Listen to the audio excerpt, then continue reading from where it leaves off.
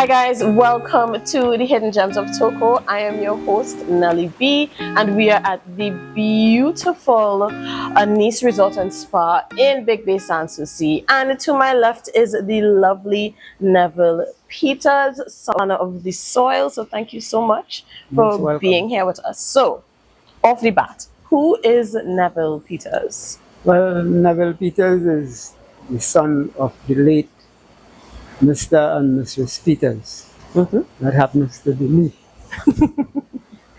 I attend the San Souci Catholic School at one time, and at the age of 12, as tradition will have it, I had us to remove to go to the Anglican because by birth I was an Anglican. But Okay. starting off school in 1958, I had some aunts that was at the Catholic school, so I had us to attend there for caretaking.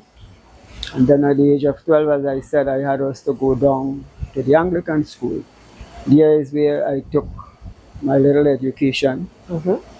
And after that, at age 14, I left school, which I had acquired a fifth standard education. Well, by saying that, in San Souci, there wasn't much at the time for young people because work-wise, it was more like the estates. And I didn't really prepare for the estate because I find I didn't really like the land at that time. So talking to my dad, he said, well, I think I'll get you in a trade. So I happened to go to Port of Spain on the 23rd of January 1970. Ooh. I went at 6 Baden Powell Street in a little workshop there doing refrigeration, in which I spent 5 years and 11 months. After that, I returned to San Souci.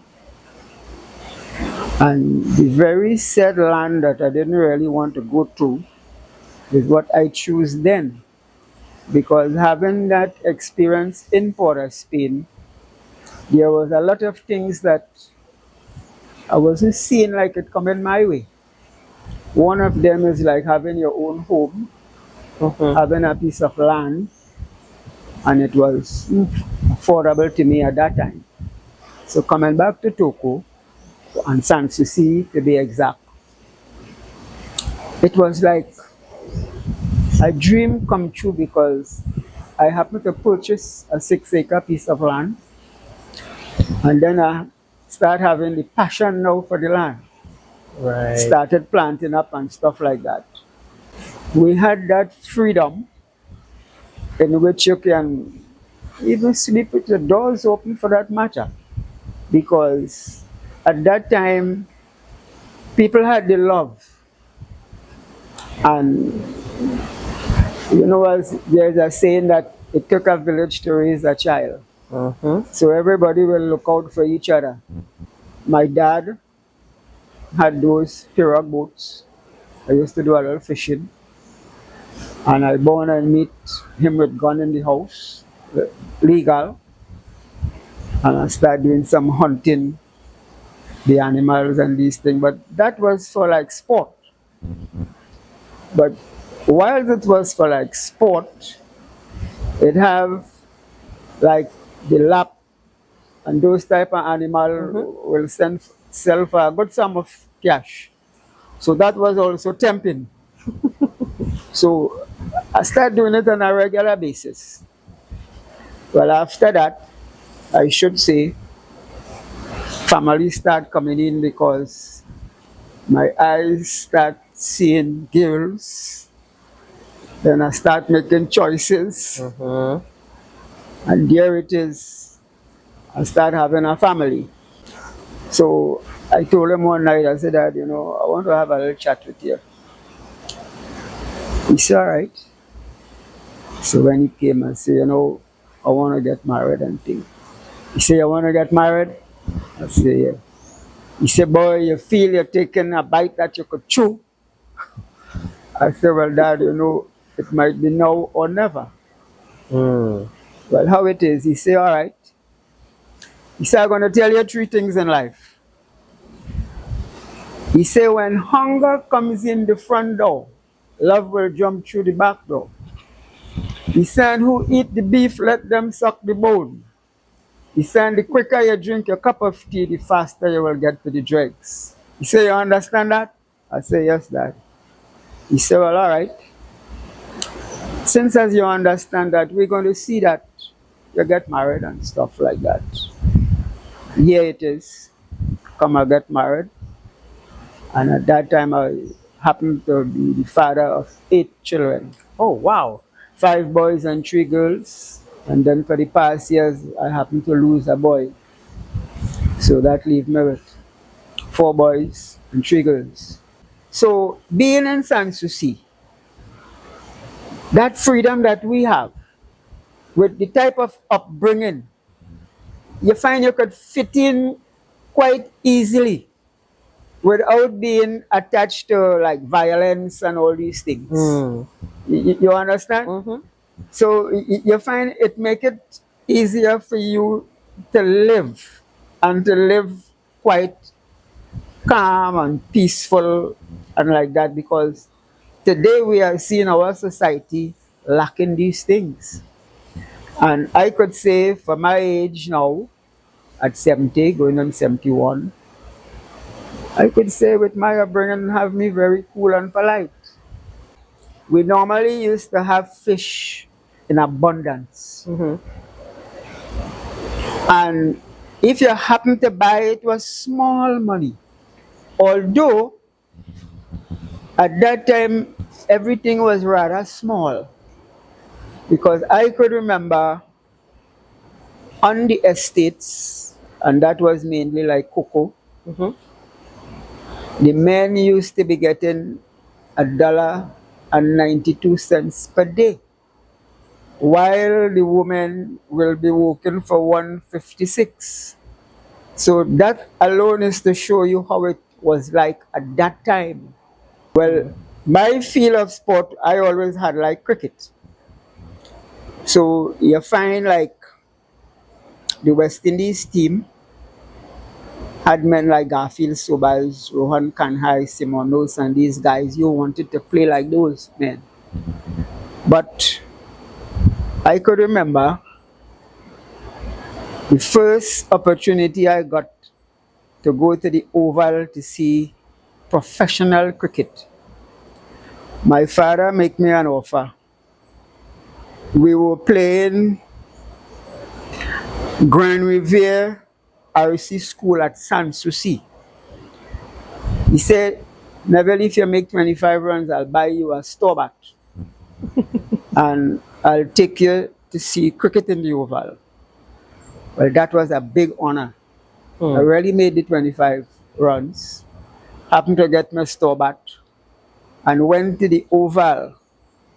And one of the guys who I will never forget had made a cover drive that I always wanted to make was Garfield Sobers.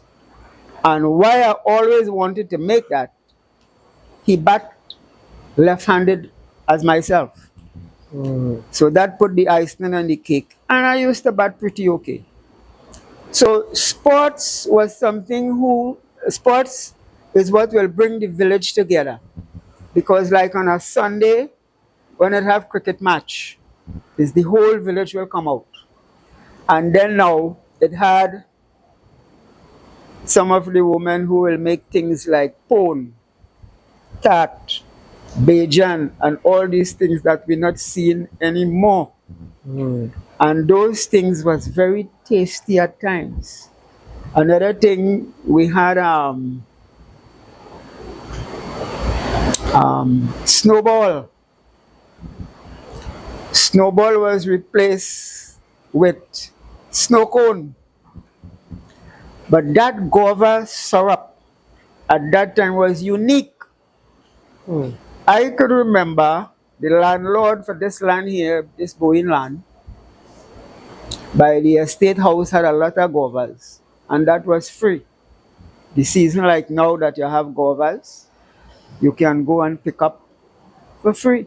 Mm-hmm. So living in Toco, it was like a joy because living was easy. I could remember my father was always employed with the government, and $65 and some cent was his fortnight pay to mind 7 children. So that can all speak for itself to tell you how things was like. It never had like mango selling in San Souci and these things. That was for free. You pick up, you eat, and you enjoy. So I find living in Toco, for me, it was always a pleasure. After Anise built up, business started going. One day, one of the worker came. He said, Neville, boy, Mr. Thompson asked me if I know anybody that responsible who will like a job. He said, but the only person I could think about is you. I said, who, me? I said, but I ain't think I want to work with people anymore, you know. I said, I ain't think I taking that. He said, oh God, Neville, man, I tell the lady I will talk to you.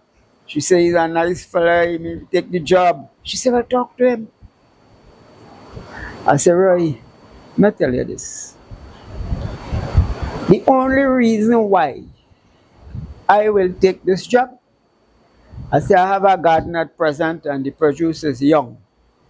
I said, so I'll give it a try. He said, all right, I'll tell she, I will take the job. I said, all right, do that. So he come and he told her. And he come back and tell me, he said, well, she said they're coming up weekend, come up for an interview. It was the 24th of March 2008. It could be around this time I walk up here. I saw Mr. Thompson and a guy by the bar there sitting. I said, good day. He said, good day, sir. I said, I was asked to be here around this time. He said, oh, you are the guy. I said, yes, I am. He said, I'll have a seat.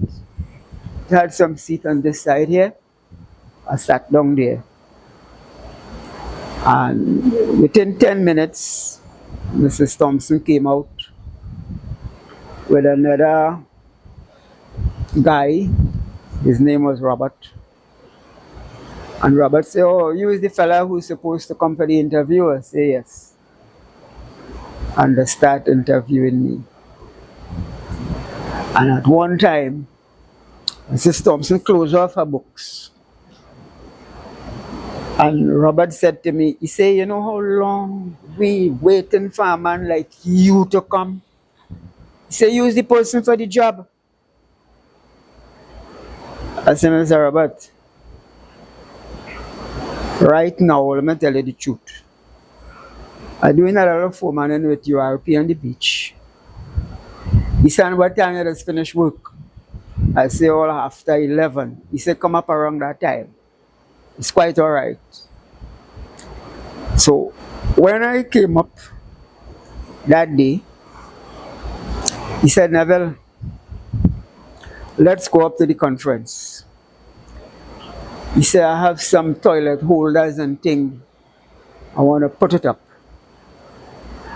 When I reach up, I said, Mr. Robert, yes, I can do that. I said, but that drill bit you have wouldn't be able to bore those tiles. You will have to get a bit for the tiles. He said, well, since that can't be done, come let's go down to the spa. Because I have a mirror there I want it installed.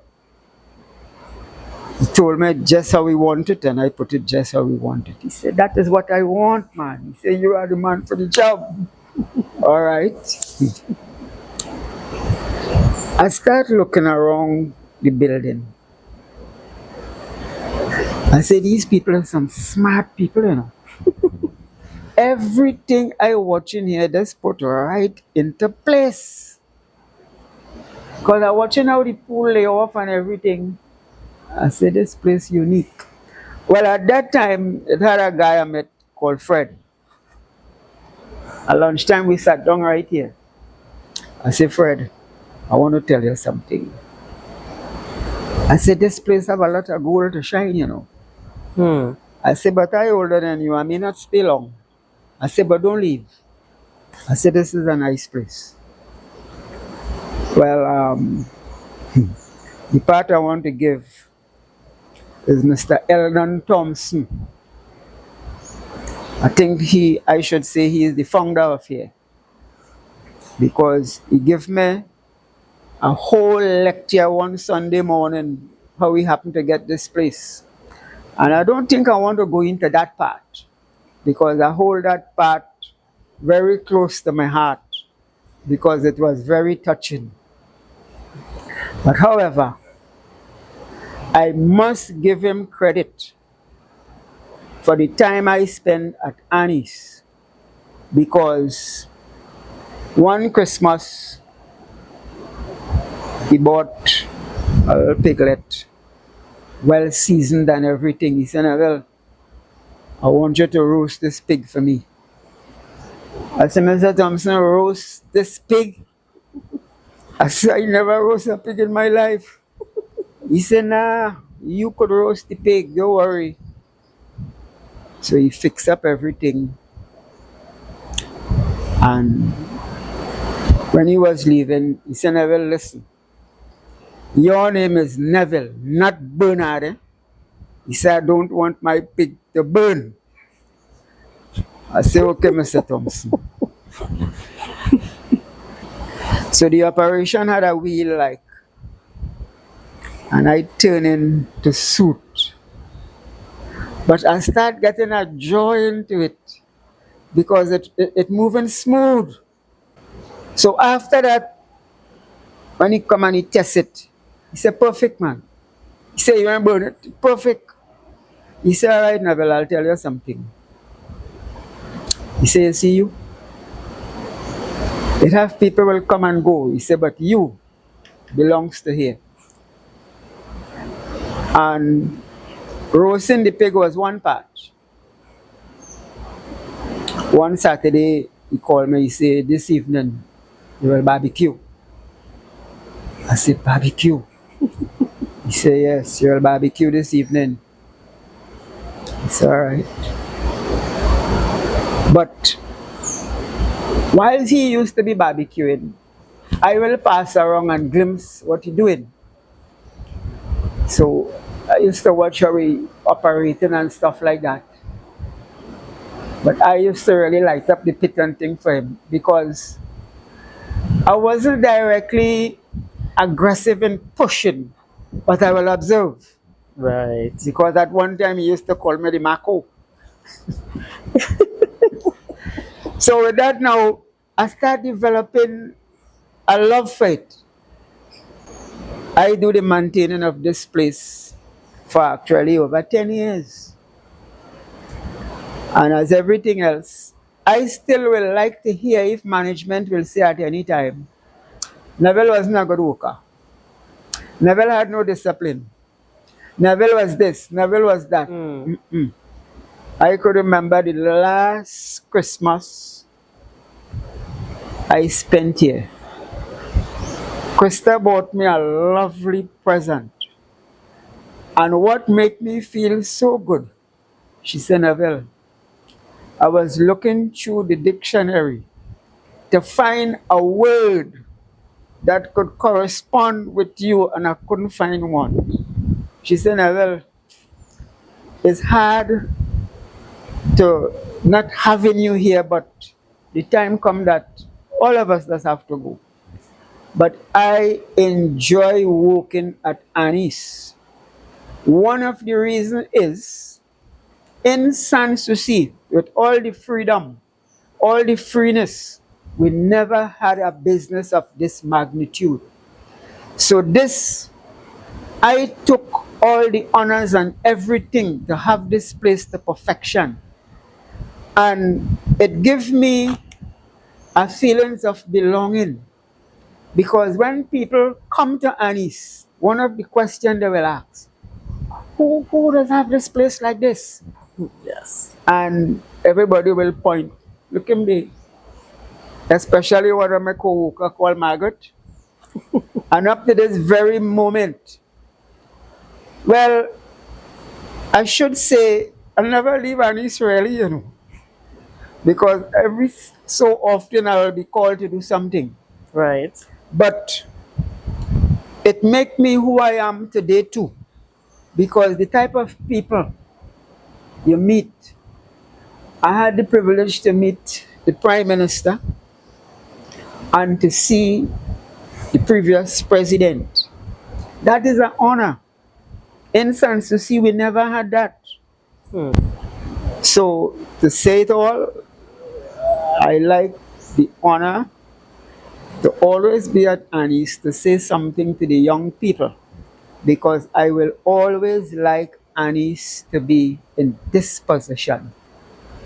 So I say thank you for your time to be at Anise, to welcome me with whatever little I can share.